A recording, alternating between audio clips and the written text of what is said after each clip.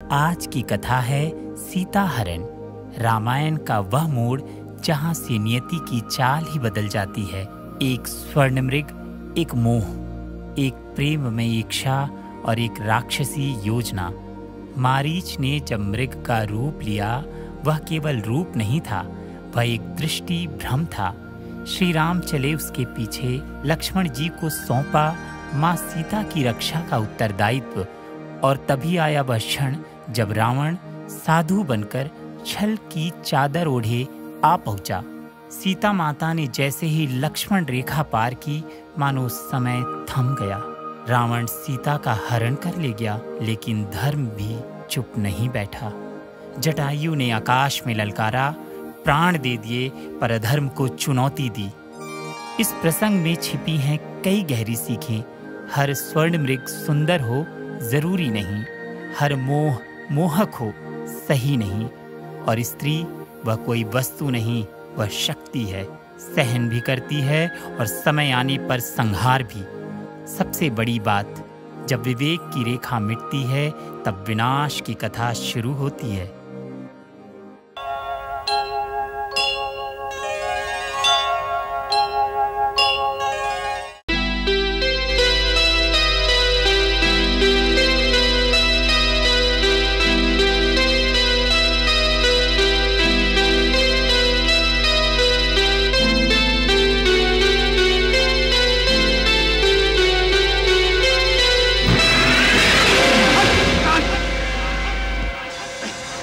लक्ष्मण! हाय लक्ष्मण! हाय लक्ष्मण! हाँ सीते! हाँ सीते! हाँ सीते! लक्ष्मण! लक्ष्मण! लक्ष्मण! तुमने सुना? बचाओ! बचाओ!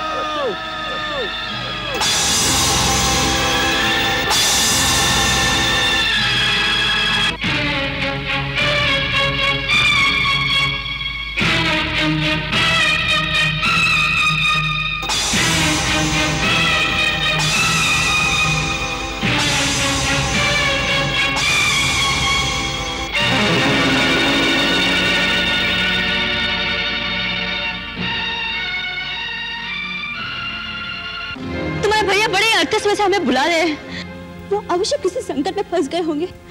उनकी आवाज में कितनी करुणा है। लगता है बहुत सारे राक्षसों ने उन्हें घेर लिया होगा। लक्ष्मण, तुमने नहीं सुनी उनकी पुकार? सुनी है भाभी। तुम यहीं पे खड़े हो। जाओ लक्ष्मण, जाओ, जाके उनको बचाओ। लक्ष्मण, क्या हुआ? तुम जाते क्यों नहीं? क्योंकि मैं जानता हूं भैया किसी संकट में फंस ही नहीं सकते। भाभी, आपके स्वामी को देव, असुर, नाग, दानव कोई परास्त नहीं कर सकता। ये कदाचित भैया की आवाज नहीं है, ये कोई धोखा है। आप इतनी अधीर ना हो भाभी, धीरज रखिए।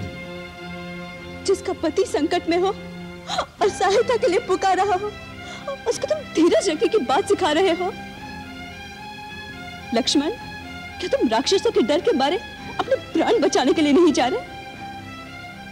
मैंने तुम्हें इतना कायर कभी नहीं समझा था।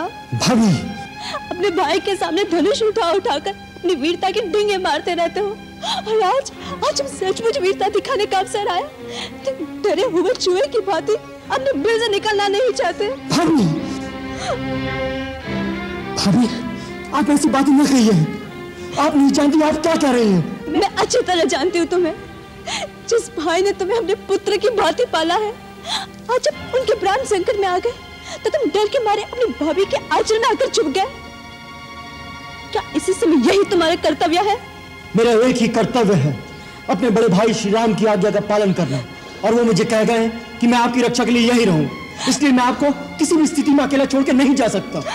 मेरी रक्षा, जिसके लिए मैं सारा संसार त्याग कर इस वन में रहने आई हूँ, जिसके बगैर मैं एक पल भी जीवित नहीं रह सकती, और जब उनके प्राण संकट में आ गए तो मेरी रक्षा करने से क्या लाभ?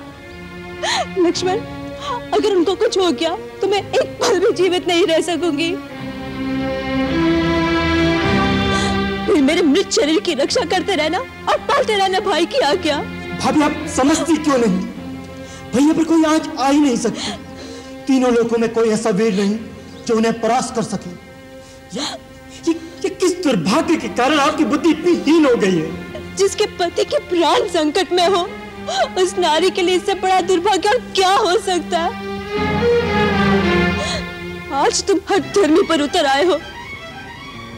सिद्धि तो तुम सदा से ही रहे हो, परंतु अपनी कायरता के कारण मेरी अवज्ञा भी करोगे, इसकी मुझे आशा नहीं थी। भाभी, आप मुझे कायर मत कहिए। कायर नहीं तो मेरी आज्ञा का पालन करो। भाभी, आप हट मत कीजिए, कुछ अमंगल हो जाएगा। तुम नहीं गए तो अमंगल हो ही जाएगा। लक्ष्मण, बातों में समय मत गवाओ।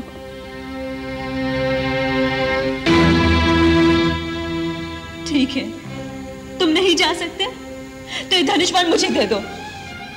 हर आर्य स्त्री अपने पति की रक्षा करना अच्छी तरह से जानती है। लाओ। धनुष बाण भी मुझे नहीं दे सकते? ठीक है, मैं ऐसे ही चली जाती हूँ, तुम यही रहो। भाभी, मुझे इतना विवश मत कीजिए। बातें ना करो, कर्म करो, कर्म। अच्छी बात है। आपकी आज्ञा का पालन करने के लिए आज पहली बार लक्ष्मण अपने प्रभु श्री राम की आज्ञा का उल्लंघन करता है। आप कुटिया में चली जाइए।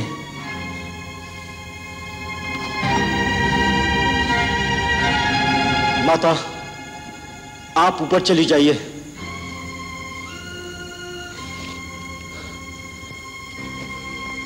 भैया, मुझे क्षमा करना।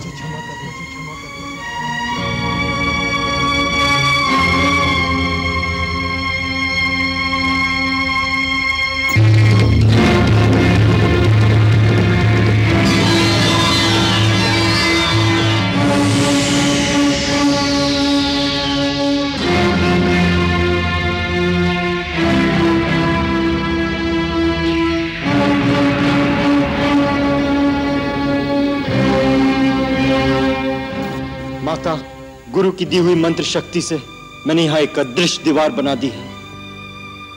कोई भी इस लक्ष्मण रेखा को पार करके अंदर आने का साहस करेगा तो जलकर भस्म हो जाएगा। इसलिए माता, मेरी आपसे विनती है, किसी भी परिस्थिति में राम भैया के आने तक आप अपने चरण इस रेखा से बाहर न रखें।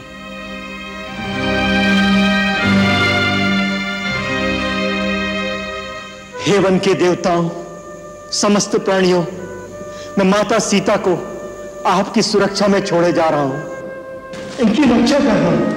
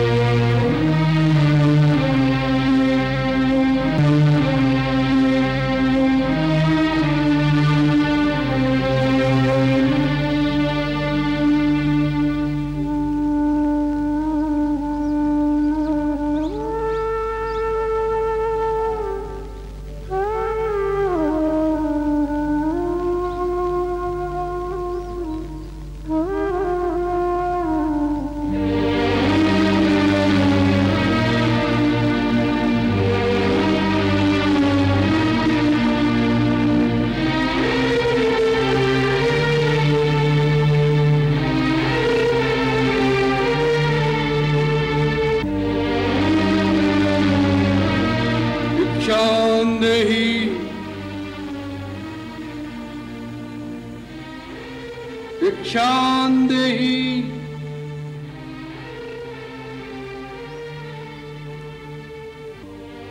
भिक्षां देहि। भिक्षां देहि। भिक्षां देहि। प्रणाम महात्मन। कल्याण हो। देवी, हम बहुत दूर से आए हैं और भूखे हैं। तुम्हारी कुटिया देखकर इस आशा से यहाँ आए हैं कि हमें कुछ खाने को मिल जाएगा। अवश्य महात्मन, आप यही ठहरिए, मैं आपके लिए यथासंभव भोजन लाती हूँ। देवी, हम यात्रा से क्लांत हैं, हमें विश्राम की भी आवश्यकता है। क्षमा करें, इस समय मेरे पति कुटिया में नहीं है, इसलिए मैं आपका स्वागत नहीं कर सकती। परंतु कृपा करके आप वहीं ठहरिए, मैं आपके लिए भोजन लाती हूँ।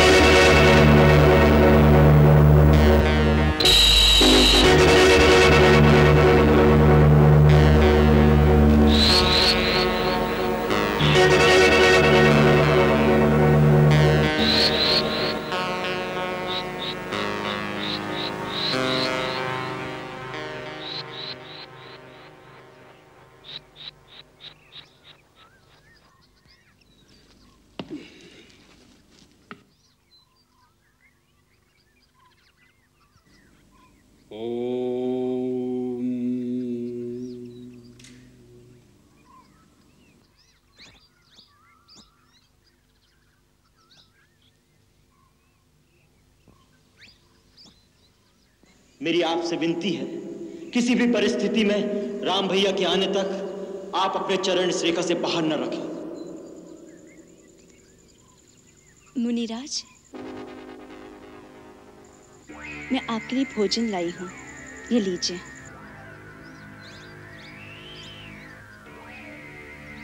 ले आओ देवी। कृपया आप ही को यहाँ आना होगा। अब तो हमने आसन जमा लिया है, यात्रा से थके हुए हैं, बार बार उठा नहीं जाता। जो कुछ देना है यही ले आओ। भगवान, मैं इस सीमा से बाहर नहीं आ सकती, आप ही को कष्ट करना होगा। देवी, तुमको आर्य कन्या नहीं लगती? द्वार पर आया हुआ अतिथि भगवान का रूप होता है और तुम हमारा तिरस्कार कर रही हो। नहीं नहीं अतिथि देवता, मेरे वहां न आने का कारण आपका तिरस्कार करना नहीं, वास्तव में मेरे देवर मेरी सुरक्षा के लिए एक सीमा की रेखा खींच गए हैं और अपनी शपथ देकर कह गए हैं मर्यादा की सीमा को त्याग कर बाहर न जाना, इसलिए मैं बाहर नहीं आ सकती। कृपा करके आप मेरी बात का बुरा न माने। बस, बहुत हो चुका। तुम बार बार हमारा तिरस्कार कर रही हो। पहले हमें कुटिया के अंदर आने से रोक दिया और अब दूर से खाना दे रही हो, जैसे हम कोई पशु पक्षी हो। ऐसा व्यवहार नीच जाति के लोगों से किया जाता है। कोई संत महात्मा द्वार पर आ जाए तो बड़े आदर से स्वयं उसके पास जाकर उसके चरण छूकर भिक्षा दी जाती है। ठीक है, हम तुम्हारे द्वार से भूखे ही चले जाएंगे, लेकिन इस अपमान के बदले हम तुम्हें श्राप देंगे। नहीं नहीं मुनिराज, मुझ पर दया कीजिए। मुझे अपनी पुत्री के समान समझकर मेरी समस्या और विवशता को समझने की चेष्टा कीजिए। हम सब समझते हैं, सब कुछ जानते हैं। हम त्रिकालदर्शी हैं। मूर्ख स्त्री, हम सब देख रहे हैं। तुम्हारा पति इस समय एक स्वर्ण मृग का शिकार करने वन में भागा भागा फिर रहा है। वह स्वर्ण मृग अपने सींग से तुम्हारे पति को एक बार आहत कर चुका है, फिर भी तुम्हारा पति उसके पीछे भाग रहा है। हम श्राप देते हैं कि वही स्वर्ण मृग अपने तीखे सींगों द्वारा तुम्हारे पति को। नहीं नहीं, अब मुझे श्राप मत दीजिए, मैं वहीं आती हूँ। आप मेरे पति को श्राप मत दीजिए, मेरे श्राप मत दीजिए। मुझ पर दया कीजिए, मुझसे भूल हो गई है। मैंने उनकी शक्ति को नहीं पहचाना था, मुझे क्षमा कर दीजिए। जाओ कन्या, हमने तुम्हें क्षमा कर दिया। हम तुम जैसी सुंदर नारी के अश्रु नहीं देख सकते।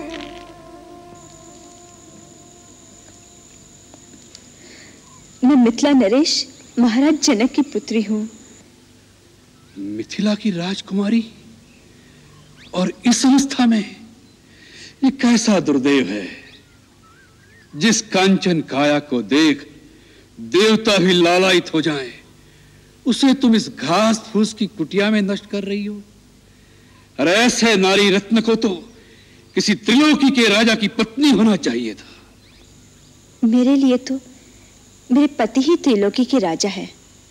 उनसे बढ़कर और कोई हो सकता है क्या? अवश्य हो सकता है। हम तुम्हें बताते हैं। सीते, जिसके नाम से देवता, नाग, किन्नर, असुर, राक्षस अर्थात संसार के संपूर्ण प्राणी थर्रा उठते हैं। सूर्य, चंद्र आदि नवग्रह जिसकी इच्छा से चलायमान होते हैं। जो संसार के समस्त चराचर प्राणियों का स्वामी है, जिसे देख वृक्षों के पत्ते भी भय से स्तब्ध हो जाते हैं। अरे वायु भी जिसके सामने सांस नहीं ले सकती। तुम तो उस लंकाधिपति रावण की पत्नी होने योग्य हो। ऐसे पाप पूर्ण वचन कहते हुए तुम्हें लज्जा नहीं आती? कोई महात्मा के वेश में तुम एक दुरात्मा हो। कौन हो तुम? तुम्हारा दास, वही लंकेश्वर रावण।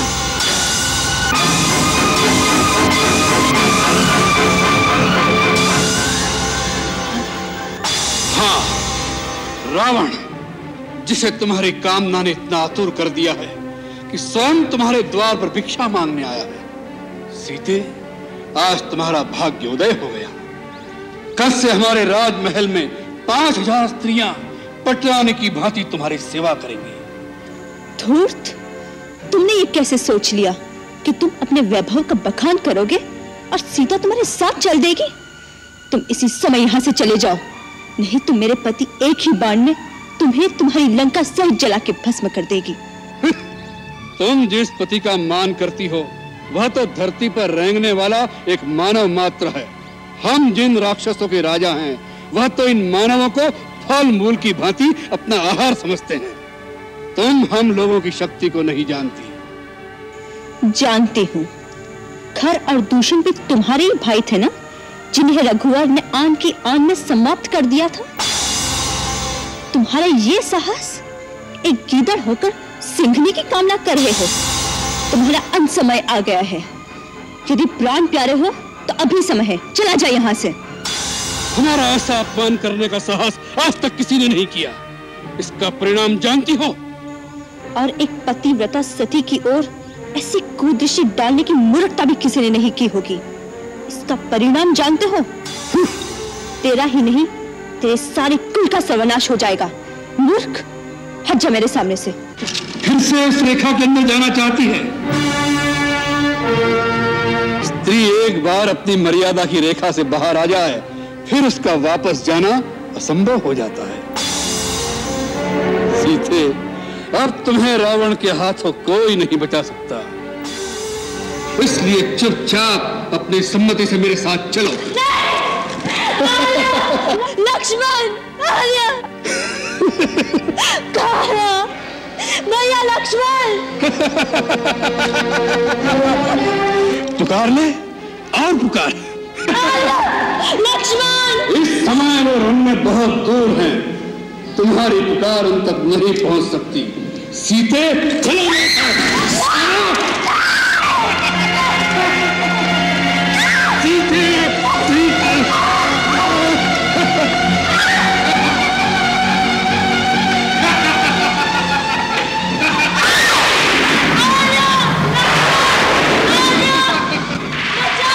रावण के हाथों तुम्हें कोई नहीं बचा सकता। पंचवटी में आई थी एक ऐसी शाम, माया मृग के पीछे पीछे तब दौड़े थे राम। सीता को मोहित कर झोंका मृग ने धूल, कांटे को समझ लिया माँ सीता ने फूल। राम ने मृग पर जब छोड़ा अपना बाण, तड़प तड़प के तब निकले मृग के प्राण। लेकिन मरने से पहले उसने चली ये चाल, राम की आवाज में खुद को लिया था ढाल। व्याकुल सीता ने किया लक्ष्मण से अनुरोध, जाकर दूर करें वो अपने भाई का अवरोध। जाने से पहले लक्ष्मण ने खींची एक लकीर, ताकि माँ सीता को छू ना पाए कोई तीर। मुनि बनकर आया तब कुटिया में लंकेश, मन में उसके कोप भरा आंखों में था द्वेष। सीता ना समझ सकी रावण का पाखंड, जाने क्यों सीता को मिला भला ये दंड।